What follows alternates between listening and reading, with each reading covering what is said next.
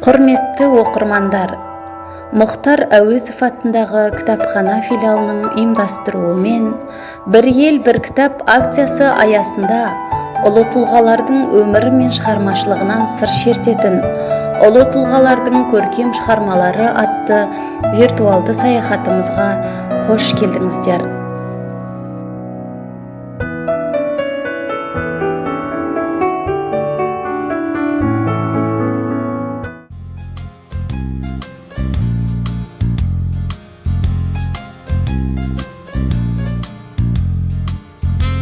Республикалық «Бір ел, бір кітап» акция комитеті мен әлеуметтік желідегі оқырмандардың таңдауы арқылы 2020 жылы Мұхтар Әуезовтің «Абай жолы» атты әлемге әйгілі тарихи топтамасы, қазақтың тұңғыш эпопеясы және қазақ жазушысы Әнуар Әлімжановтың «Ұстаздың оралуы» атты романы оқылатын болады.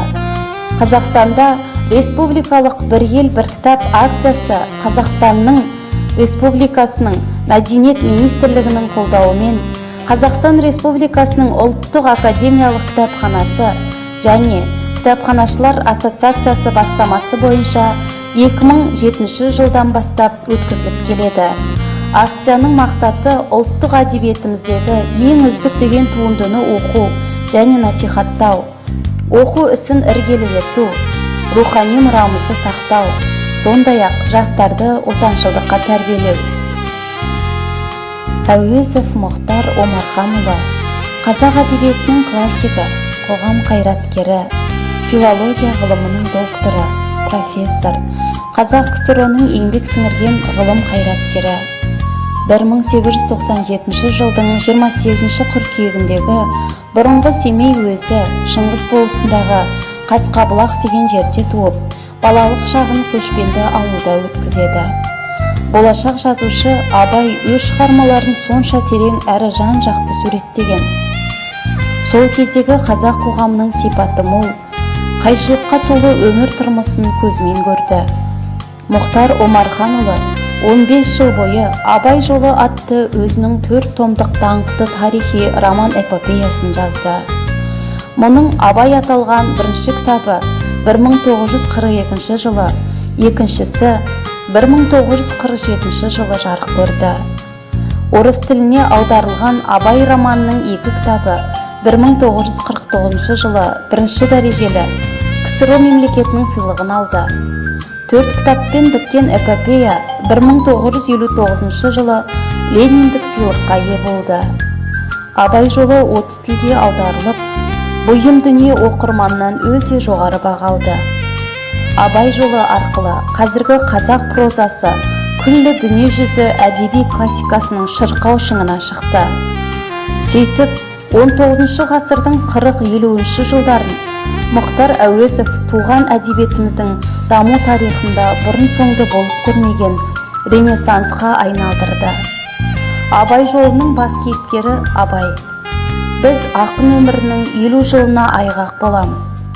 Абайдың адам, азамат ақын ретінде қалыптасуы сол жарты ғасыр ішінде қазақ қоғамының барлық саласындағы өмірдің барлық ойы қыры, тыя қалтарысы, өрлесу ретінде реттеледі.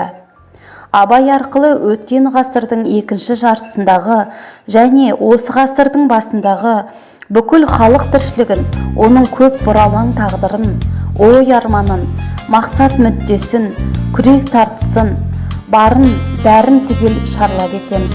Халық дегенде, бұл ұғымның негізінде әдет ғұрпы ғана емес, ұлттық рухы жататыны сөзсіз.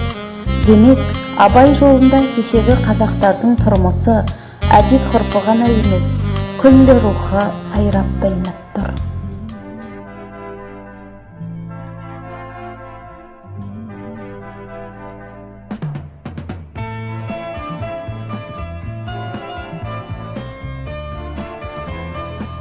Атадан туып адамның баласы болған Әнуар тек қазақ халқының ғана емес, бүкіл адамзат баласының сөзін сөйлеген публицист, жазушы болды десем асыра айтқандық бола қоймас. Балалық шағы ел есігінде өткен Әнуар Әлімжанов әке-шешесінің аялы алақанын сезінбегенімен әкесінің көзін көргендерден жақсылықты көп көрді. Әнуар Тұрлыбекұлы Әлімжанов 1930 жылдың 12 мамырында қазіргі Алакөл ауданы Қарлығаш ауылында дүниеге келген. 1954 жылы Қазақтың мемлекеттік университетінің журналистика факультетін бітірген. Шығармаларын орыс тілінде жазады. Оның алғашқы әңгімелері, очерктері, публицистикалық мақалалары 1952 жылы жариялана бастады. Әнуар Әлімжановтың тақырыбы алуан салалы. Қазақ халқының өткен дәуіріндегі мүшкіл халі, бүгінгі гүлденген Қазақстан социализмінің белсенді құрылысшылары, жаңа совет адамдары, халықтар достығы, Азия, Африка елдерінің ұлт азаттық жолындағы жанқиярлық күрестері, тағы басқа да Әнуар Әлімжановтың тарихта, тақырыпта жазған шығармаларының идеялық мазмұны бүгінгі күннің талап тілегімен үндес. Әнуар Әлімжанов қаламының қуаты, беделдігі сол, ол ешкімді, ешбір елді, ұлтты жатырқамай, сыздаған жарасының аузынан табылады. Оның қуанышына жүрегі жарыла қуанып, қасіретіне еңіреп жылап, қаламнан тамған ащы сия найзағай болып ойнайды. Әнуар аға жайлы қанша қаламыңды тербетсең де, сол жайлы естелік пен еңбегі бітер емес. Жалпы, Әнуар әлемі бүгінгі ұрпаққа еңбекқорлығымен, батылдығымен, қайсарлығымен қымбат. Оның азаматты ұстанымдары кезінде тек одақ көлемінде ғана емес, халықаралық деңгейде әйгіленді. Талай тартысты қиындарды қазақтың даңқын аспандатты. Қарапайымдылығымен, кішіпейімділігімен еліне сыйлы болды. Ендігі міндет Әнуар мұрасын танып, таразылап, ұрпақ тәрбиесіне жарату деп ойлаймыз. Жақсының ат өлмейді, ғалымның хат өлмейді демекші. Әнуар бабамыз біз үшін мақтаныш деп білеміз. Жазушының «Бір ел бір кітап» акциясына таңдап алынған «Ұстаздың оралуы» атты романында керемет бір идея бар. Ол Әл-Фарабидің араб жұртына тек үйрену үшін емес, түркі әлемін, қыпшақ өркениетін дамыту үшін жол тартқаны. Расында қазақ тақыр жерге өнім шықпайды, құнарлы топырақтың шығымы да бөлек. Қыздар сүйегінен сондай ғаламат құрылыс тұрғызып, өлгендердің өлмейтіндігі туралы баяндай отырып, сонымен бірге ұрпақтардың көзін ашу үшін адам баласының даналықтың сабағын берген.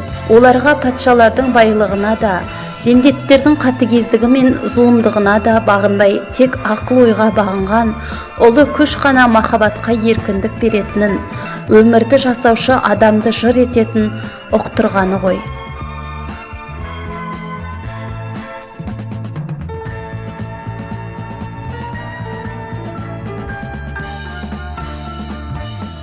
Осындай тыңдалып алынған керемет дүниелерді бірге оқуға шақырамыз. Келіңіздер, кітап оқып рухани бай болайық.